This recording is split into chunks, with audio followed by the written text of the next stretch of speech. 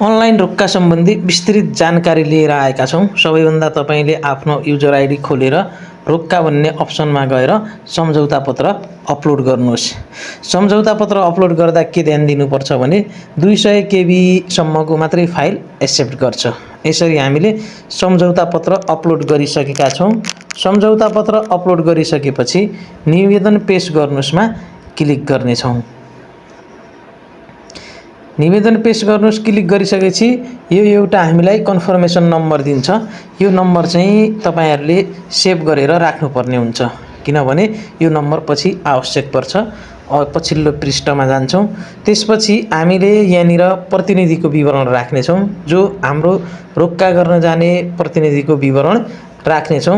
यहाँ चाहिँ नागरिकता नम्बर छनौट गर्ने, त्यसपछि जिल्ला छनौट गर्ने, त्यसपछि नागरिकता नम्बर छनौट चाहिँ त्यहाँ हालेर भ्यू गर्ने। भ्यू गरिसकेपछि यहाँ हाम्रो प्रतिनिधिको विवरण देखिसकेको छ। त्यसपछि हामीले सेभ गर्ने।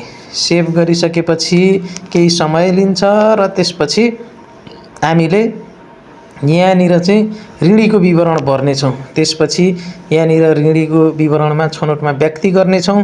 त्यसपछि हामीले ऋणीको विवरण छनौट गर्नेछौँ। अघिल्लो विवरण भरे जस्तै नागरिकता नम्बर, त्यसपछि जारी जिल्ला, त्यसपछि यता नागरिकता नम्बर हानेर हामीले त्यहाँनिर खोज्नुहोस्मा क्लिक गर्नेछौँ।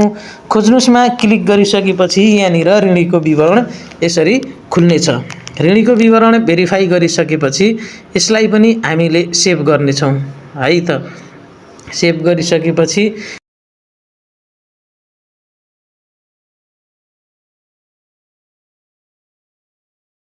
त्यसपछि फेरि हामीले त्यहाँ भन्दा अलि तल आएर तल्लो अप्सनमा चाहिँ हामीले जग्गाधनीको विवरण गर्नेछौँ। जग्गाधनीको विवरण पनि अघिल्लो विवरण जसै गरी भरेर हामीले खोज्नुहोस्मा क्लिक गर्नेछौँ र यहाँनिर सम्पूर्ण जग्गाधनीको विवरण देखा पर्नेछ। त्यसै गरी जग्गाधनीको विवरण पनि तल गएर सेभ गरौँस् भन्ने अप्सनमा क्लिक गरेर सेभ गर्नेछौँ। त्यसपछि हामी पछिल्लो पृष्ठमा जानेछौँ। यहाँनिर आएर चाहिँ हामीले विशेष ध्यान दिनुपर्ने हुन्छ। यहाँनिर जग्गाको विवरणहरू चाहिँ यहाँनिर चाहिँ हामी के रोक्का गर्दैछौँ, जग्गा, घर, अपार्टमेन्ट, त्यहाँनिर चाहिँ यसरी हामीले किता नम्बर सहितको विवरण सिलेक्ट गरिसकेपछि खोज्नुहोस्मा क्लिक गर्नेछौँ। यहाँनिर एउटा चाहिँ खोजिसकेपछि यति यति नम्बरको चाहिँ ले चाहिँ यो संस्थाले रोक्का गरेको छ भन्ने अप्सन आयो। त्यसपछि हामीले फुकुवा गराउनेछौँ। उक्त अप्सनमा गइसकेपछि फुकुवा गराइसकेपछि अनि हामी फेरि यहाँ चाहिँ हामीले फुकुवा गराएर फेरि त्यही ठाउँबाट चाहिँ हामीले रोक्काको प्रक्रिया सुरु गर्दैछौँ। त्यसपछि हामीले यहाँनिर चाहिँ जग्गाको विवरण पनि अपलोड गर्न बाँकी रहेको छ। त्यसपछि हामीले जग्गाको विवरण अपलोड गर्दैछौँ। सबै कुरा गरिसकेपछि हामीले खोज्नुहोस्मा क्लिक गर्छौँ। यहाँनिर जग्गाको विवरण सबै देखिन्छ। त्यसै गरी एउटै किता रोक्का गर्ने हो कि अर्को किता पनि रोक्का गर्ने हो त, त्यहाँनिर जतिवटा किता रोक्का गर्ने हो त्यतिवटा किता चाहिँ त्यसै गरी विवरण खोज्नुहोस् र त्यसपछि रोक्का राख्ने कार्यालयको विवरण यहाँ हामीले अपलोड गरिसकेछौँ। सबै कुरा फिलअप गरिसकेपछि सेभ गर्नेछौँ। सेभ गरिसकेपछि हामी फेरि अर्को प्रक्रियामा अगाडि बढ्नेछौँ। यहाँनिर चाहिँ हामीले सेभ गरिसकेका छौँ।